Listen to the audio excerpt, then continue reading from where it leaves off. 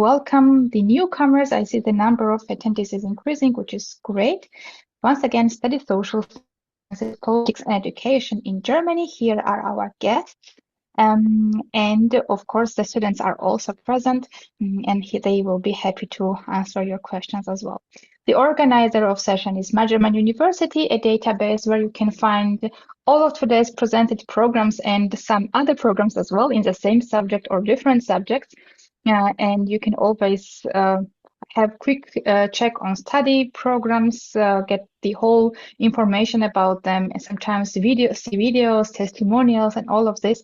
I find this study finder quite informative. I could be also a bit subjective, but this is also what the feedback we have from the ones who are using the study finder.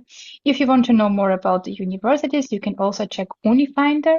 And this Unifinder also provides details about different universities, what they have to offer to international students, and some other different facts. So feel free to check that out as well.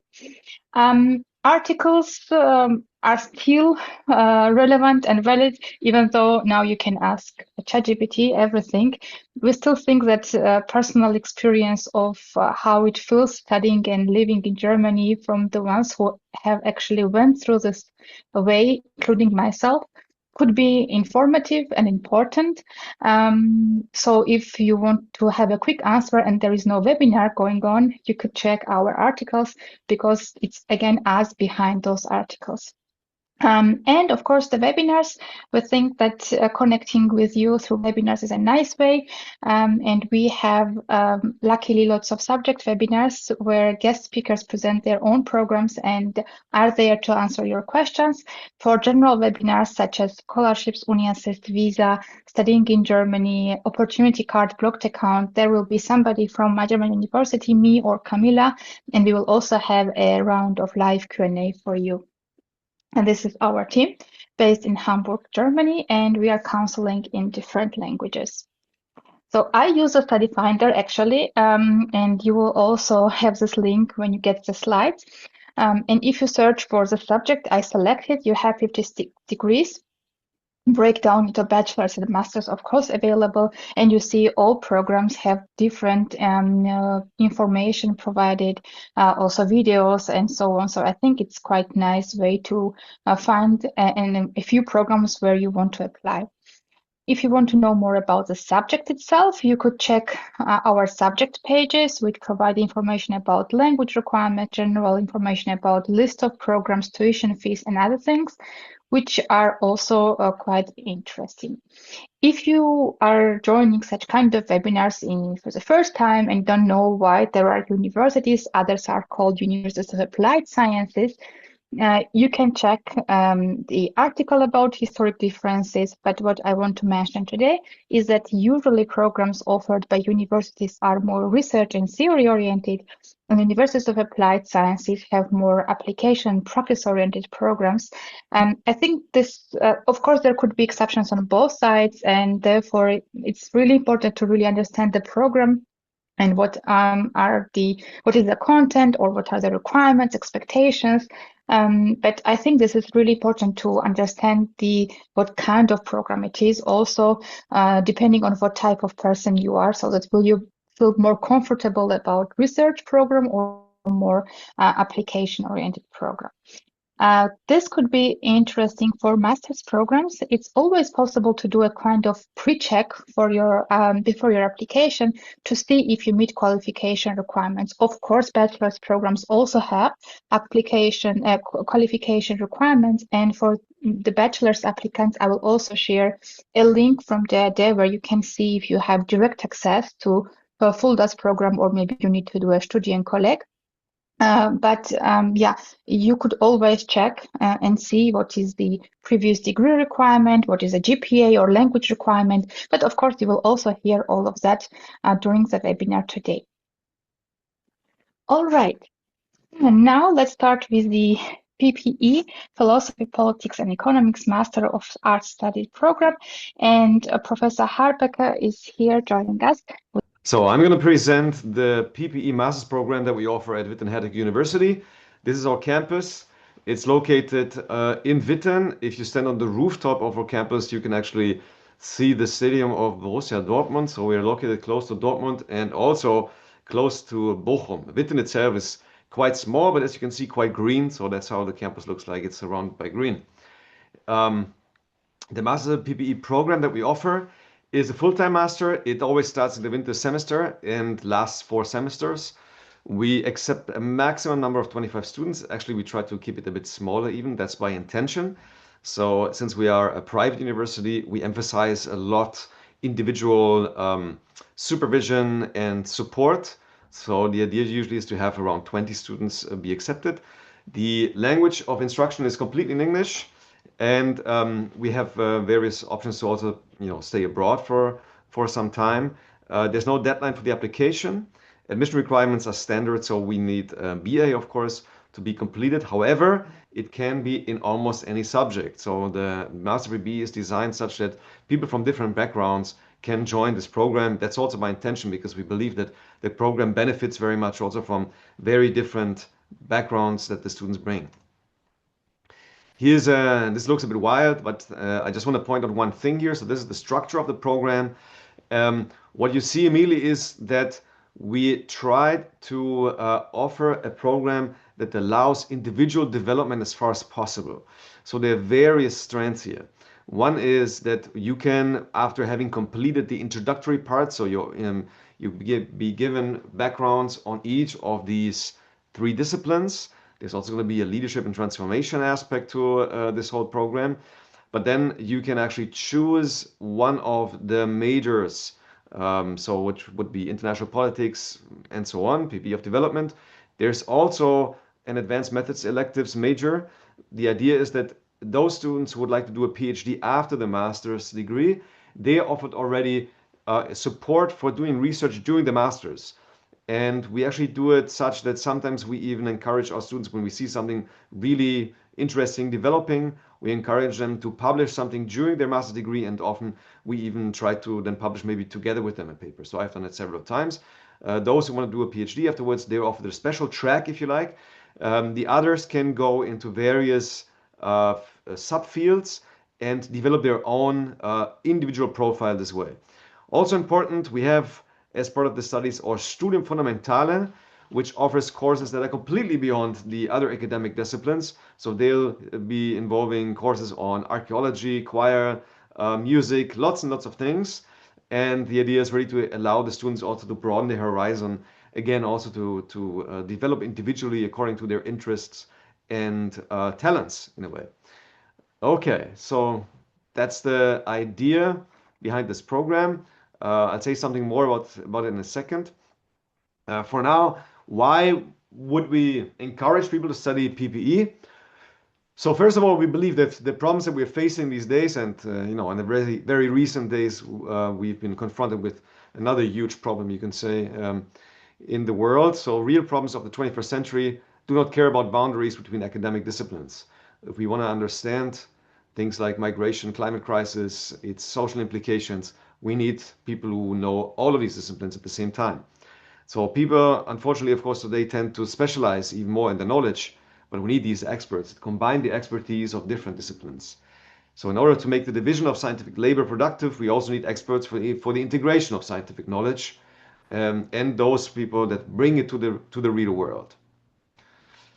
Why study it at Witten? So I already mentioned a few ideas that we implemented in this program, in the structure. Here are some more details. So often you find these PPE programs offered by universities such that they're structured in 3 vertical parts. So according to the disciplines, there'll be one part that covers philosophy, one that covers politics, one covers economics. Now, we wanted to design a program that has more of a horizontal structure. That means that almost all courses, apart from the introductory disciplinary ones, are interdisciplinary in some sense. So in the philosophy courses, you will probably, most of the time, you will have some aspects having to do with economics and politics, and the other way around, so that all of these integrate into one overall package. That's the idea. The first year is offered in hybrid format, on demand, also electives we offer in hybrid. Hybrid means that We have rooms where we have some people sitting in the room, itself, and some people study from home or wherever they're sitting. And we have various screens, microphones, cameras in the room, so that the participation of people sitting at home works just as well as those sitting in the room. We focus on real-world problems. So a lot of current-day problems are being treated in this program. Again, would be something like wars, ethnic wars, migration, refugees, and so on. We have practitioners as instructors in several elective modules, so we try to also reach out to the real world, also already in our academic classes. What's unique about us, I think, is the Witten didactics. So we have small classes always, only interactive teaching. So professors and students form a real community, we typically say. So what that means is that we typically design the courses together with the students.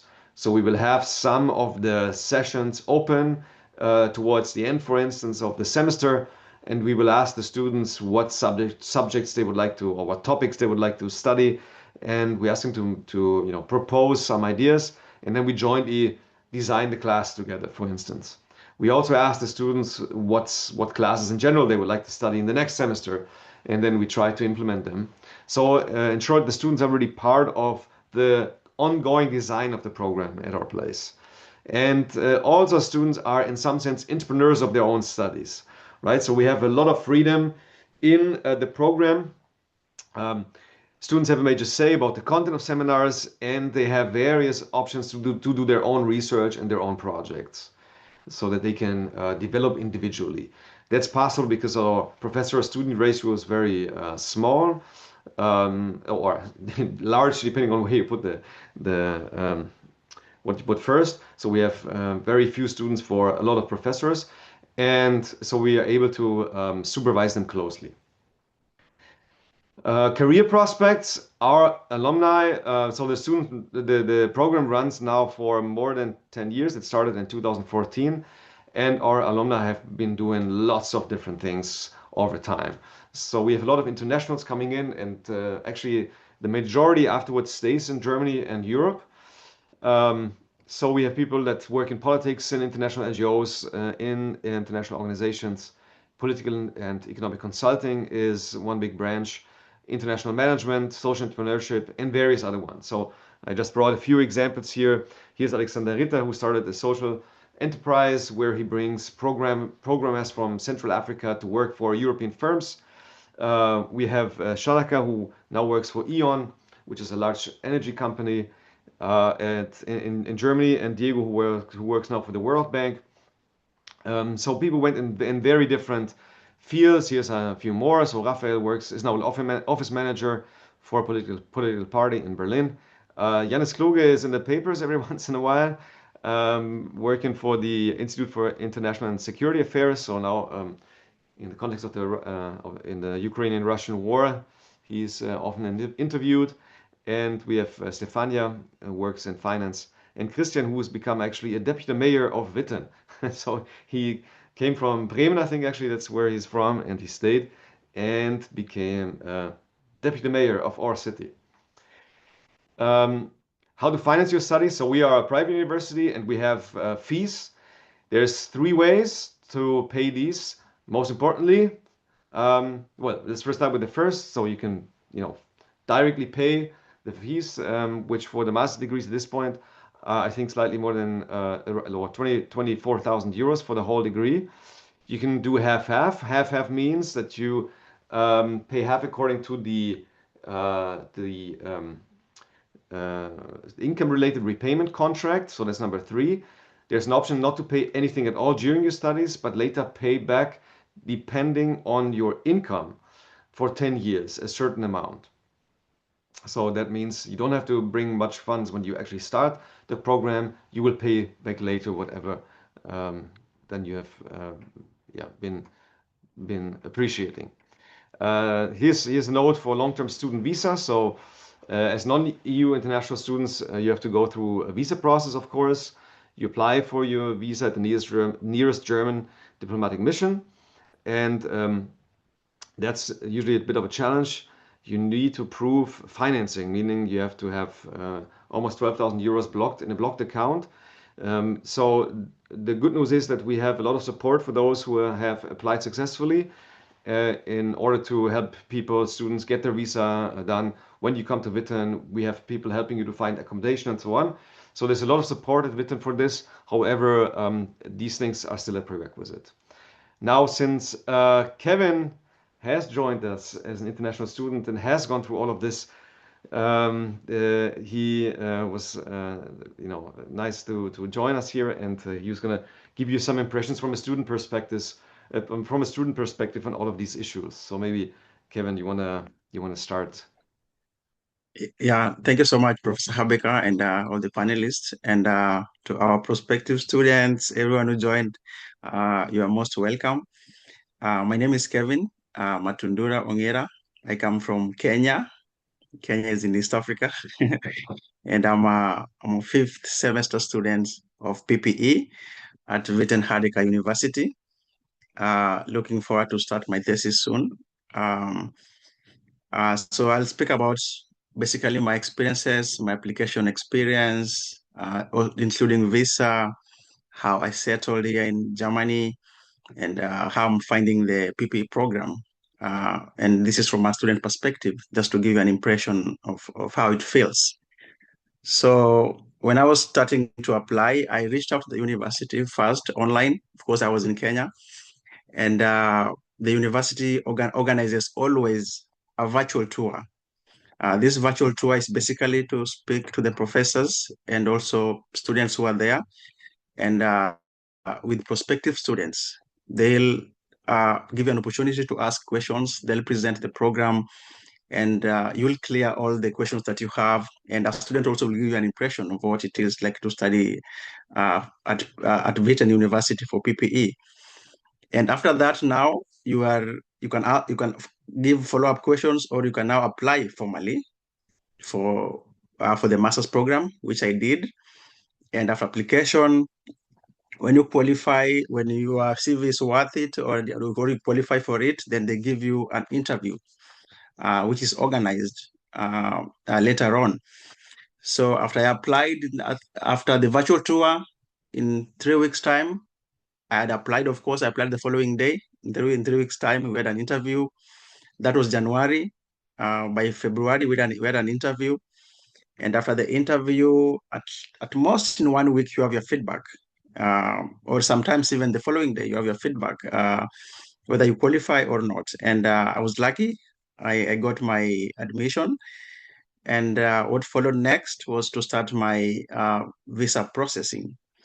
And for those of us who come from non-EU countries, especially from Africa, I think in Kenya, I'd advise you start earlier. Like to get a visa takes quite some time, at least 3 months. If you're late, if you're too late, then 2 months, because there's a lot of back and forth with the visa requirements. First, of course, for you to apply for the visa, you need to have an admission from the university. That's the first agreement they want. And then secondly, there is the blocked account. They'll ask you, which is very important for us. They'll ask you, how will you finance your life here in Germany?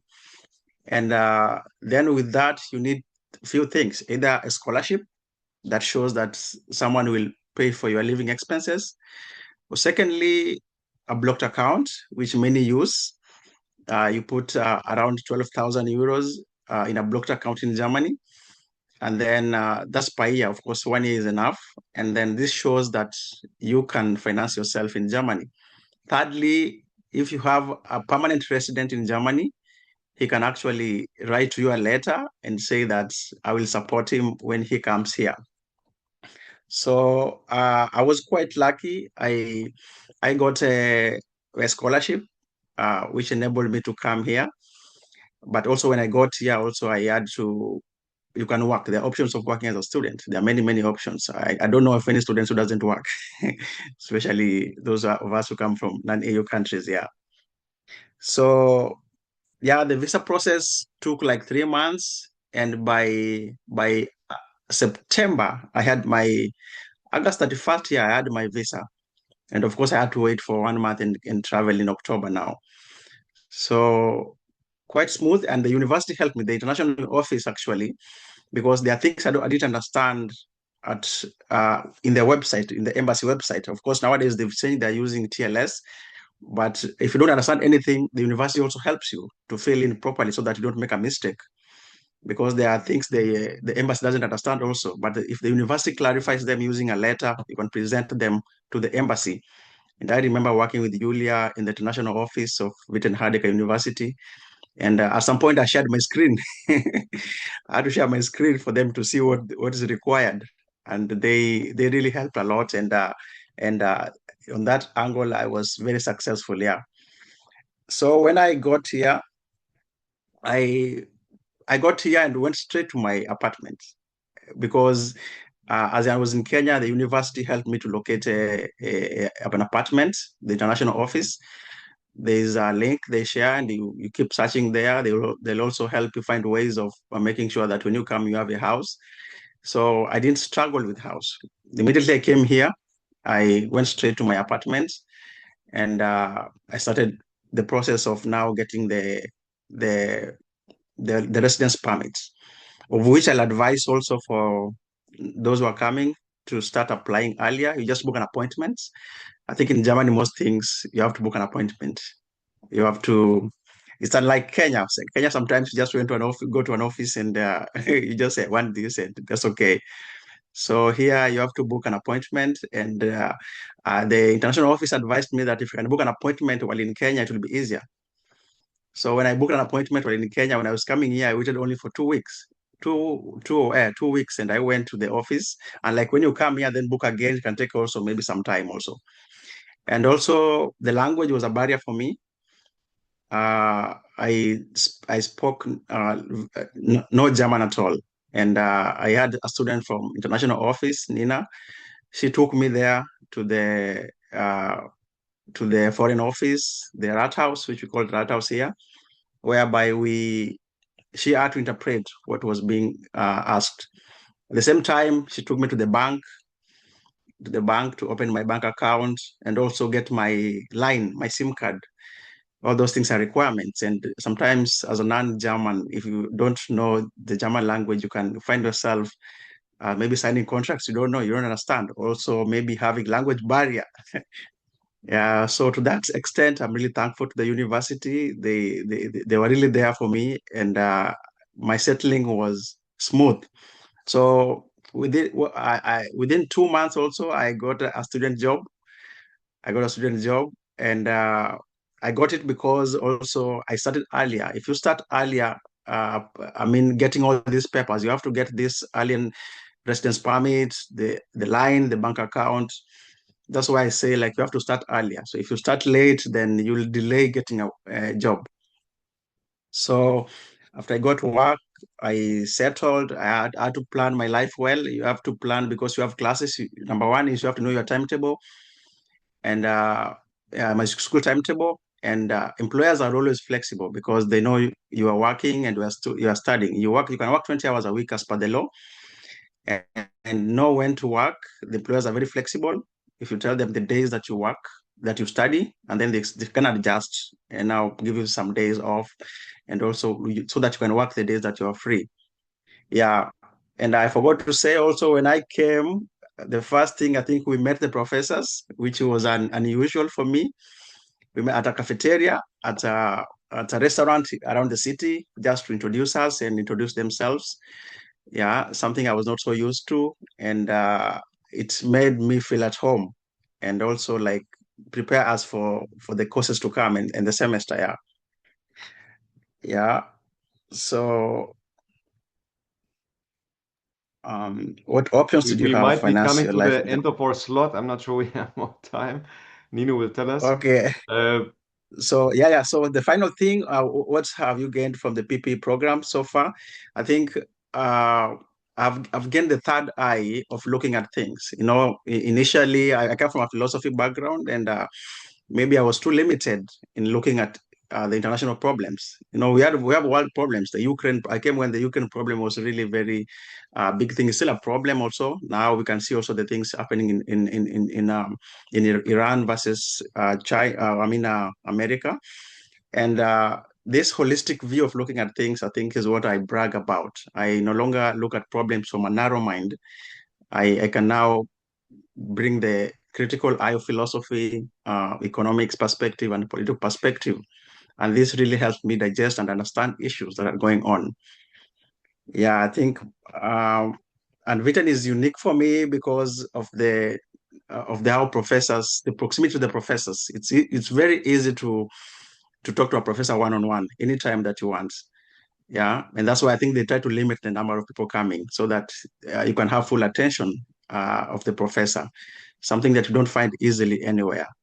Yeah, I think that's the end of my presentation. And if there's any question, please write in the comment section. I will be here to answer them one by one. Thank you so much, and looking forward to see some of you here. Thank you. Thanks also from me. Thanks. Thank you very much, of course. And we have a double degree adult education and management in lifelong education study program, Master of Science. Eva and Professor 𝘱𝘕𝘠𝘕𝘠𝘕 are joining us today. Thank you very much for the possibility. So I think the screen is visible, or is it visible? Okay, very good. Okay, so I'm very happy to present our master program, which is combined with several double degree options, and it has to focus on adult education and management in lifelong education. Just to give you some pictures about where we are located in Würzburg, in the Main Valley. It is a very popular local tourist city, and we have 130,000 inhabitants, so we are not too big, but also not too small to have a very nice student life in Würzburg. We belong to one of the oldest universities in Germany. We have been founded in 1402, and the university is located on the one hand all around the city in traditional buildings. But as it was growing during the last decades, it is now also in the whole city. So since 2011, we have a new campus on 𝘱𝘢𝘕 North, and there our program is located, but it only means around 10 minutes bus drive into the city. So it's nowhere far if you are in Würzburg. We are here, that are our buildings where we are doing our lectures, and they are all on campus 𝘱𝘱𝘕, and you can all reach them within a 10-minute walk. And we have specialized education and learning labs.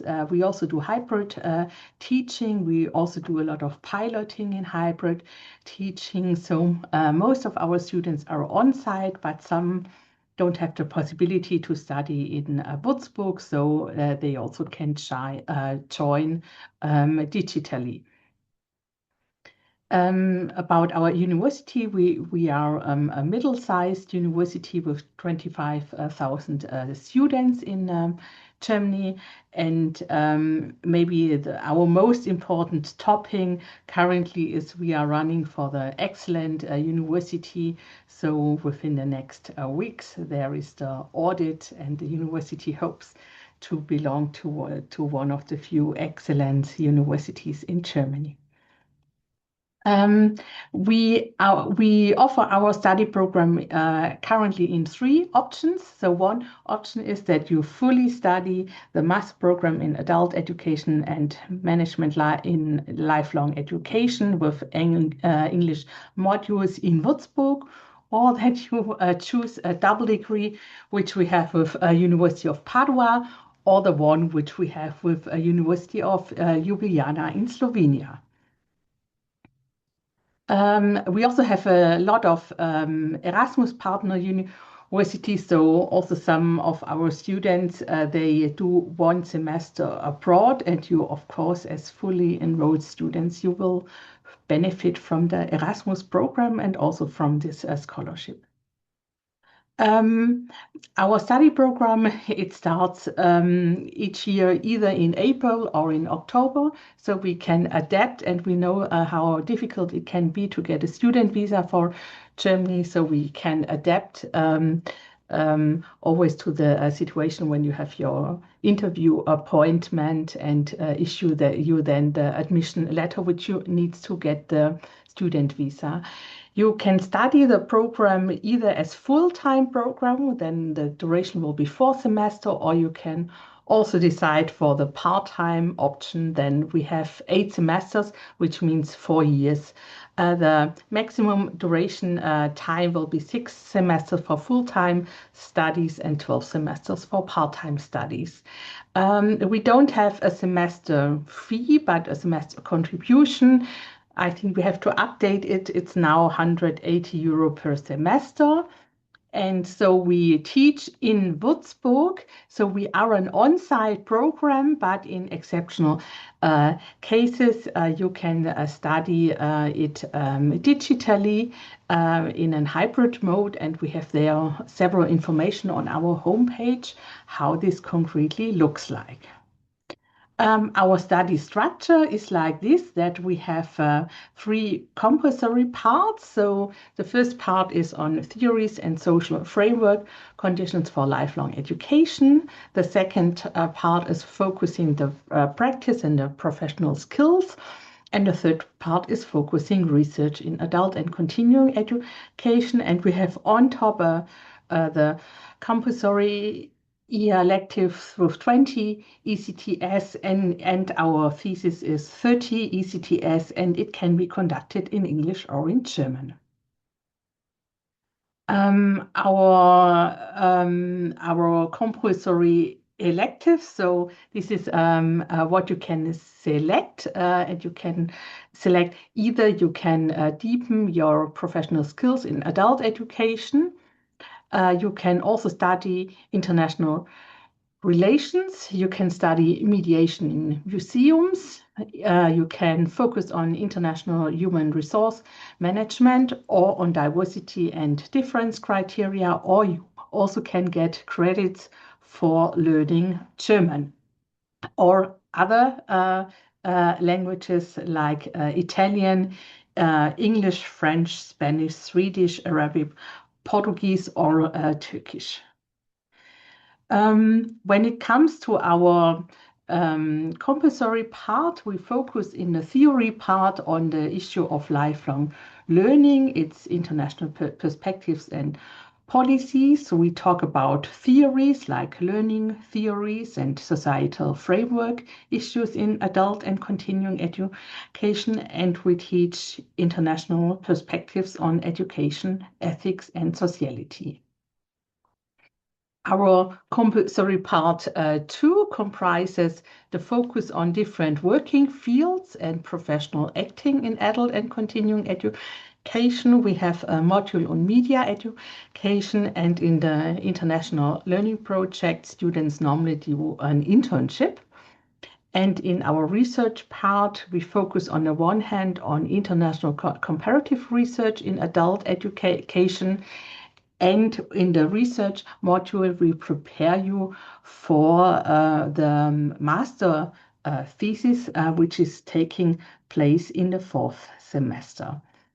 One of our special events is our Adult Education Academy, which is combined with the module on international comparative adult education. And there each year, professors from several universities are coming with their students to Würzburg, and we study all together for 2 weeks in February, and we compare adult education in different countries. So this year we have 133 participants and 33 professors from all around the world. So you really will connect with adult education worldwide. Yes, we will forward all of these slides to you. I will not go into all the details of our compulsory electives, as we have there really a lot of offers, and you can flexibly choose between all of these modules what you like to study. And if you like, you also can study more than 20 ECTS. So this is really up to you and up to your interests. So in the fourth semester, the master thesis is taking place. There you are guided by one of the professors here in Würzburg, or if you do a double degree, also with one from Padua or one from Ljubljana. And the thesis is focusing on issues of adult education, continuing education, and management in lifelong education. Our double degree programs have a special focus. So you will see Padua is not very far from Würzburg. We always advise to take the train because it's very easy to travel by train or by bus to Padua. The focus, yes, so some pictures on Padua. Padua is even older than Würzburg. It had 800-year celebration some years ago. And if you choose the double degree with University of Padua, you have two options which you can study. And the focus on this option is on the educational development of our organizations. And so there are a lot of focuses on how to develop an organization from an educational perspective, as many of our graduates work afterwards in companies or in adult education centers. So the development of the whole organization is a big issue. The focus in Slovenia, which is also quite close to Würzburg and not too far away from Padua, it's stronger on teaching and learning and on the community development in adult education. So you are focusing there especially on adult education methods, on e-learnings, on theories in adult learning and in program planning and in community education. So what are the requirements, the admission requirements? So what we need is a bachelor degree with 180 ECTS and an average grade of at least 1.7. So we have a lot of applications and we don't have too many study places. So we are aware we have very hard criteria to get an admission. But we have the option, if you have an average grade of 2.2, you can go into an additional second selection stage where we ask you to submit to us a written paper, which you may already have submitted in your bachelor studies. We will need a proof of competences in education of 40 ECTS. We need English on the level B2. And if you don't have an EU citizenship, you also need a visa and you need an VPD from UniAssist. So we know that my university is doing seminars on this issue too. And our application deadline for the next winter intake is 15 July. Sorry, and yes, you can apply already now over our portal WuStudy. Yes, here we have some information about the YPD. It's the preliminary review documentation from UniAssist, which help us to check your bachelor studies. Yes, so what are your next steps if you like to come to Würzburg? You should apply via WuStudy. You will get an admission letter and we advise you to do the visa appointment as soon as you have your admission letter. We know that in some countries this visa appointment takes very long, so you also can apply as study seeker already now for a visa appointment. And we also advise you to apply in the dormitory because accommodation is a big issue in all German university cities. So we have very nice accommodation from our Studierendenwerk, and therefore it's just important that you really apply in time. Yes, that was the presentation. So if you have any questions, and here are the contact information. Well, the content of the program itself, therefore, 𝘱𝘢𝘷𝘦𝘳𝘚 is joining. I'm the program coordinator of the bachelor's program Social Sciences for Intercultural Relations, and at University of Fulda, Hochschule Fulda, as we call it in German. I will do the presentation together with my student assistant, 𝘱𝘢𝘓𝘳𝘁. He was answering several questions in the chat, and we want to start with the first slide regarding a short introduction to life in Fulda. And I will give the word to Felipe. Yes. So hi everyone. So my name is Felipe Castillo. Welcome to this info session meeting.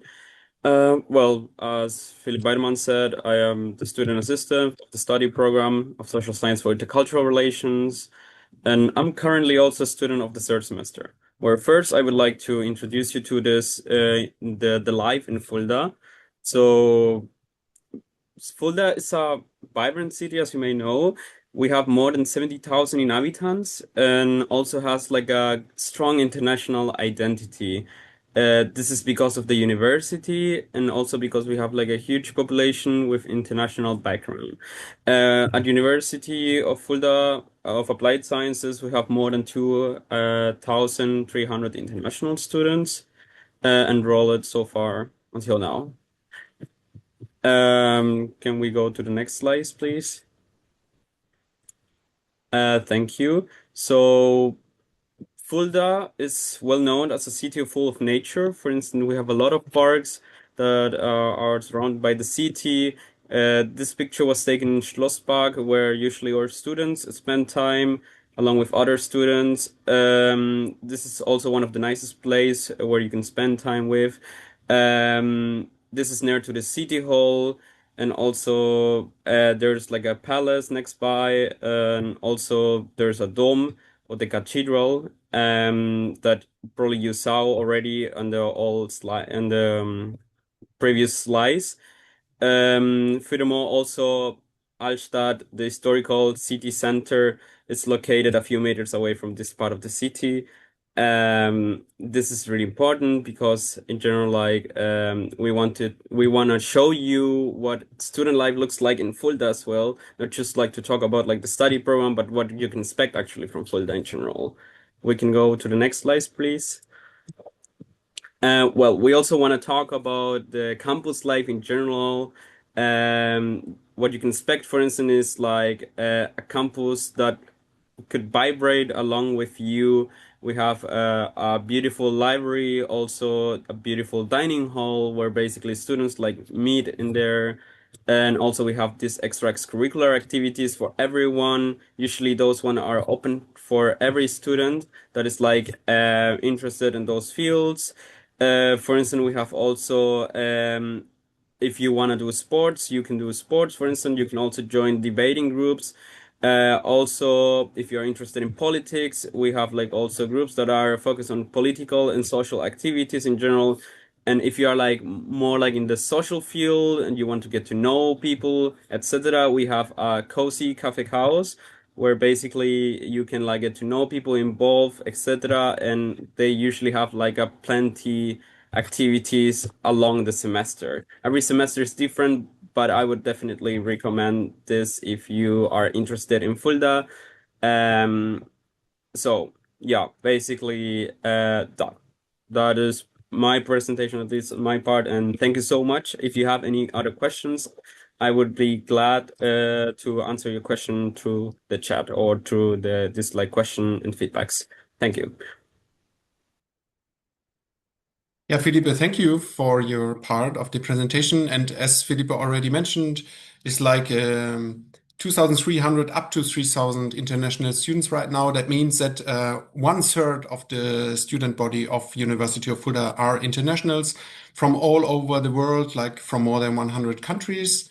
And the program I want to present now is the bachelor's program, Bachelor of Arts, Social Sciences for Intercultural Relations. It's a program that lasts for more than 20 years now, with several it has several updates, and also I will show you later in the presentation about the content, what changed within the last years. It has a specialization, and it is a unique program in Germany. It's an interdisciplinary program, social science program, but it has a special focus on intercultural relations. And it started with a focus more related to Germany as a so-called Gastarbeiterland, with more focus on migration within European Union after World War II. But within the last at least 10 years, it broadened the spectrum of migration tendencies worldwide. So you also see it within the student body as well now. We are in the 3rd year now as an international program. And yeah, we have a diverse international student body. That means you can study the program in German throughout the whole program, or you can study in English, or if you have the language qualification, you can combine as you like. From module to module, you combine. For example, maybe some students have at least medium German skills, then they start taking German classes, and later on, they, for example, take some of the German modules, or the other way around. We have a high student mobility. That means, of course, we offer scholarships, for example, for semesters abroad. That means within European Union with Erasmus program, but also outside European Union, and also internships. It's not mandatory. You can do it if you like.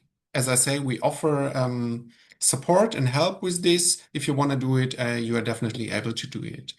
In general, we are University of Applied Sciences. Applied means compared to a university, it's more like interactive, more practice-oriented courses and seminars. And also, for example, we have study trips to meet, for example, people really working in fields of practice, to see how they work, what they do, to discuss with them topics that you, on the other hand, study within the program. And in general, we want to enable students to do critical analysis of different social phenomena, as I said, in general, with this intercultural focus. Yeah, these are the disciplines: sociology, political science, law, and international law. In the beginning, you have more like German-related courses, for example, or the foundations. Communication and intercultural communication is also important part of the program, and language, foreign language acquisition. As a student from a country abroad, for example, you can get several of your language skills accepted within the program. So yeah, and you can take from a broad spectrum of languages, you can take different language courses. This is the curriculum. I don't go throughout the whole curriculum, but just to show you, as I mentioned, in the first semester or the first term or the first year, you have all the foundations: sociology, political science, communication, methods of empirical social science research. Our department has a focus more on qualitative methods, different kinds of analysis of interviews, etc., media analysis, etc., and as well foreign languages. And then from the second semester on, you can see there are coming more this dimension of intercultural relations, labor law, migration law. Then in the third semester, we have 3 modules that are foundations for the compulsory elective modules in the 5th. So in the third semester, you have these 3 bigger modules: globalization, sustainable development, migration and diversity, or labor and interculturality in organizations. You get a brief insight into all these really big fields, I would say, of studying. Then in the 4th semester, You have more open modules. And normally, if students want to go abroad, this is the perfect semester for it. Yeah, you get all the support and all the insight into the options that you have to study abroad within the first and the second semester. So you have enough time to prepare if you want to go abroad. Mainly Germans go abroad, but also a smaller number of internationals go abroad. As I said, within European Union, with Schengen visa, it's possible within the Erasmus program, for example. In the between the fourth and the fifth semester, you will have like 8 weeks internship, but also internationals can get a lot of activities or a lot of jobs or volunteer work that they did before their studies. They can get it accepted for this field. For example, if they bring like things they've done that are related to the program.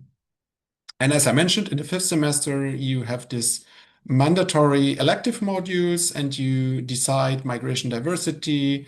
For example, in this module, you will look into different immigration countries and the comparison, for example, between big immigration countries like the US, like Australia, for example, but also different countries within European Unions. What are the differences? What are the similarities? Which kinds of migration policies do they have? What works? Where are the problems, etc. Labor and interculturality is more like in international, transnational working organizations on the one hand, but also big companies, for example. You learn a bit about labor law and for example, also how do they prepare staff members that work abroad, come from abroad? What different opportunities are there to integrate them, for example, into organizations or into companies? And the third one is still a topic that it got a bit to the background within like the last 2 years or 3 years, is globalization, but as well as sustainable development. We all know migration crisis is a big topic, big subject still. And for example, in this module, in the foundations, as well as in the deepening, in the elective module, you get, for example, also a bit of an insight of post-colonial relations, different countries. For example, Bangladesh is one main focus from the professor in charge for this module, climate crisis, climate justice within Asia, etc. Then in the sixth semester, you have still a module with views of the present current topics within 2 of the disciplines, political science and sociology. You have the same as a module in the fourth semester. So within your studies, you have almost 2 semesters where you really look into current topics. For example, the war of Iran right now could be such a really like current topic, as well as war in Ukraine, climate crisis, etc., etc. And then at the end of the sixth semester, if you've gone through all the modules and you successfully completed all the modules, you will write your bachelor thesis, like up to 50 pages. You will write your own paper. It could be a small research. It could be paperwork regarding to former researches, etc. And if you also finish that, then you will get your Bachelor of Arts degree. These are only, I will go through it a bit quickly. Some examples of courses you find within the modules, for example, language of the world in comparison, which different families of languages are there, what are the specific backgrounds. It's more like a bit linguistic oriented. It's in the second semester, for example. Within the migration diversity, you have, for example, the transnational migration module. It's also like worldwide, which different eras of migration are there. Where do people come from? Where do they go? What are the reasons, etc. Language knowledge power is more like a discourse analysis, more methodological seminar, for example. Students choose their own topics and then they start within the methodological insight, they start to analyze their own small analysis, I would say. Perspectives on gender in the Middle East was in the past several times happening. Climate justice, I mentioned it in Bangladesh, for example, or in the next semester, we have a migration science study trip to Berlin, for example.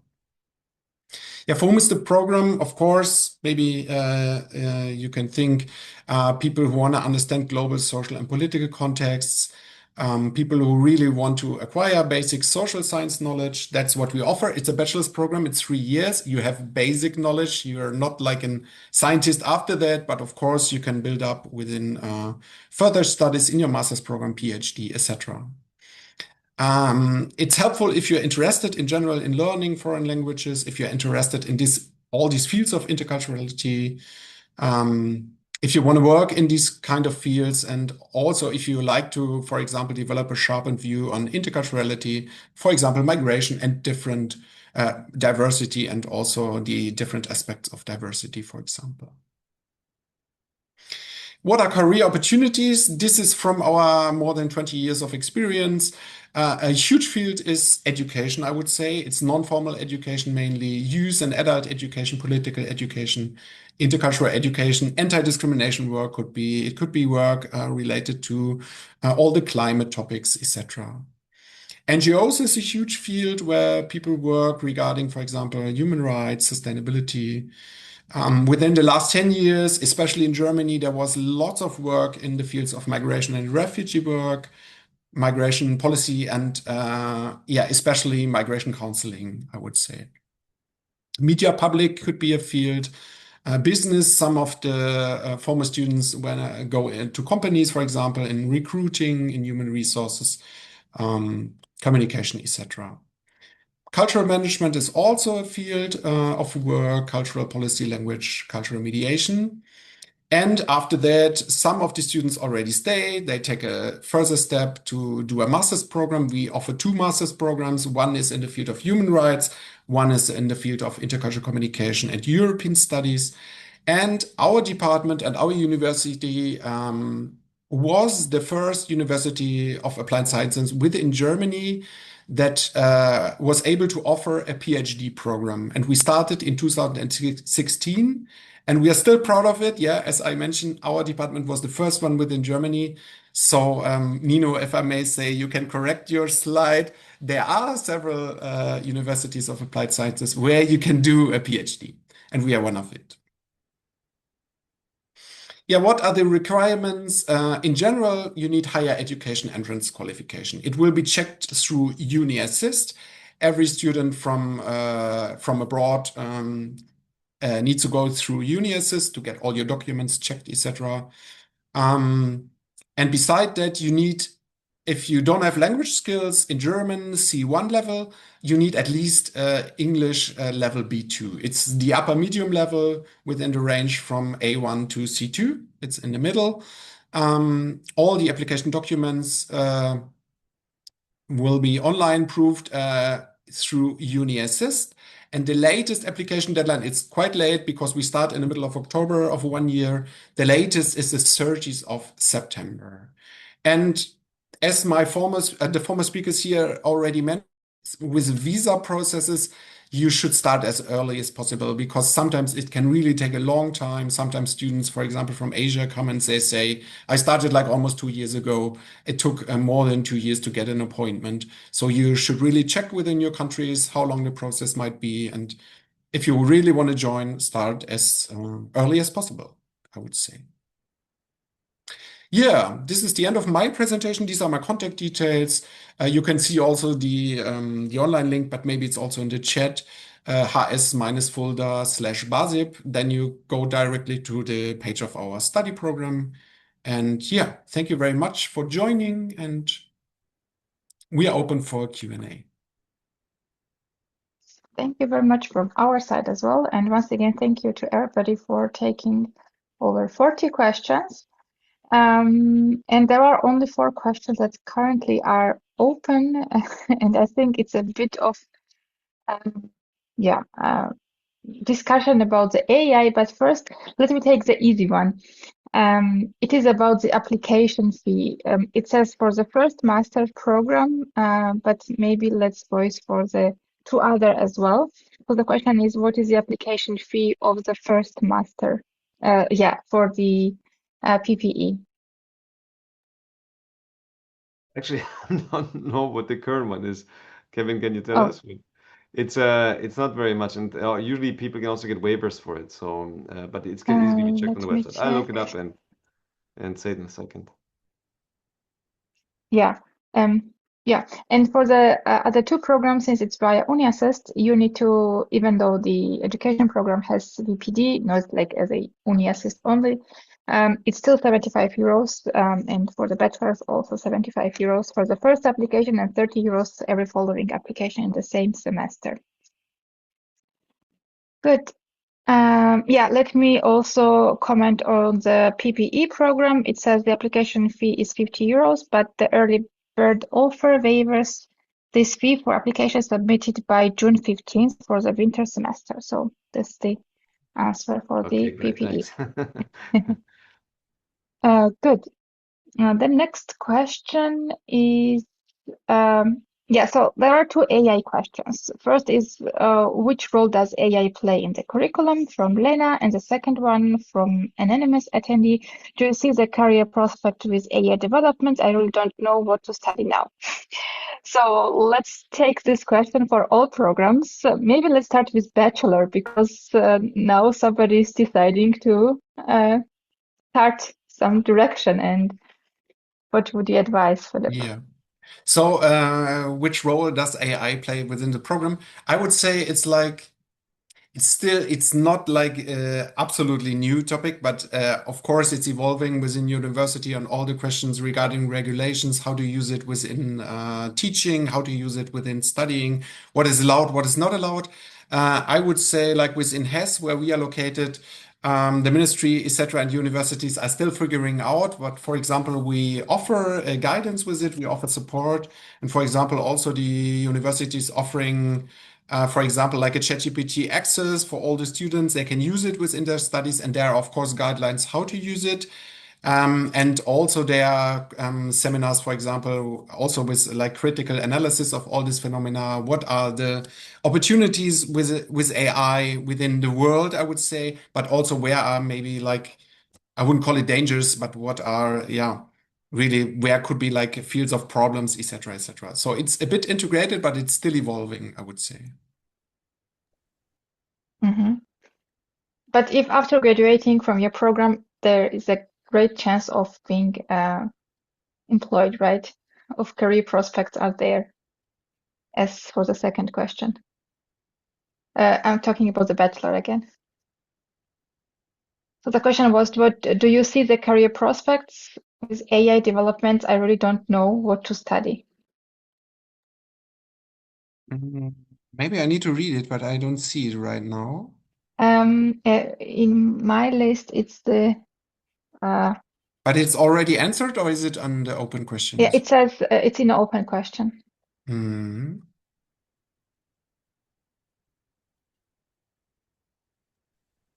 Well, I could step in if you like. Of course. So it's as Philip also mentioned, it's a huge topic, of course, on many levels. So one level is that it has already changed the way we do examinations. So course papers are disappearing in a sense because it became more and more difficult to determine what is AI work, what is individuals work. So we've actually moved back more to oral exams and to written exams, in fact, or other forms of the examination. So that's one effect clearly of this development. But also we are aware of the fact that we need to train our students to use AI for various purposes. So we typically do it inside the classes. So for instance, I teach also an introductory class where we actually train students to use it correctly in university context, but also to just pinpoint to various kinds of solutions that are out there. And now there'll be in this Studium Fundamentale that I mentioned, I will be teaching a course next semester actually on the the options, opportunities, possibilities of AI in university context. So we're looking at all the different tools that are currently available. We will design our own workflows. We will discuss critically also and check actually what different answers are given by different tools. So we will again also there look at various levels and step by step make it more into part of the overall program, as of course it needs to be for any kind of program that we're currently studying. with respect to the career opportunities, we all asking ourselves these questions, and I'm not sure any of us has a very good answer at this point. We have to be honest in this sense. This development will change the entire world of work, I would say. So in that sense, it's become difficult to say where new jobs will pop up and where others may actually disappear. However, what we do know is that we all need to be competent in AI usage and understanding what it does and what its limits are. And so in that sense, we try to make it part of the program that's so that when you go out there and apply in the world, you can show that you have already some competence in this respect. And I personally believe that there will still be lots of jobs, especially in politics, NGOs, consultancy, where there's work to do and where this competence will be relevant. Thank you. Professor Эгендмайер, if you want to comment. Yes, of course. The issue of AI is, of course, I think, vibrant in each and every university, not only in Germany. So my experience is to start earlier with the digital competences in general. So for us, it's very central that each master student which has a graduation from Würzburg really has really good digital competences in each and every field. So also using the old programs, the old softwares like the office programs, but also using digital media for teaching and bringing people together, and of course also using AI tools. We of course also have all these university regulations and discussions. I think they are maybe very similar at all universities currently. And on top, what we are doing is really we are talking very intensively with our students, what they are doing, and we are reflecting this, and we give them feedbacks, or also during the lectures, and we really like to make them able to use AI in a competent, and this means for education in a critical way too, to know what is true and what is not true. So I always say, each graduate who is leaving this master program has to be very sure to find out what is true and what is not true. This is a very strong focus. So for us, we are not scared that any job in adult education will dismiss because of AI, because education is not mainly a question of knowledge transfer. Yes, this of course can be supported a lot with a lot of digital tools, but it is an issue of how bringing people together, especially when it's adults, and how bringing them together that they can talk to each other, that they come into a dialogue, and that they really educate themselves, that they become open their minds, become critically to listen to each other. And we don't see that this is a competence which can be replaced in the near future by any digital tool. It hopefully can be supported by a lot of tools, and we hope that you will be able afterwards to use them, but it will not be replaced by digital tools. Thank you. Question for PPE. I'm currently finishing a master's in Hungary. Can I still apply for the Witten University for the PPE master's and later when I get a job?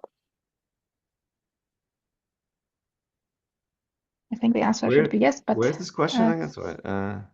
this is like for me the second one from Lorna. Master Hungary, can I play? Yes, you can. That's it.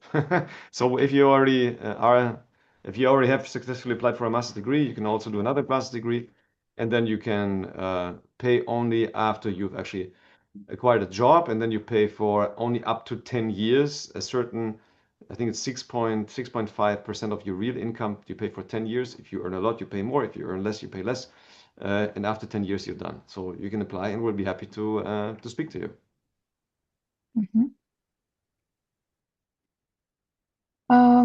Okay.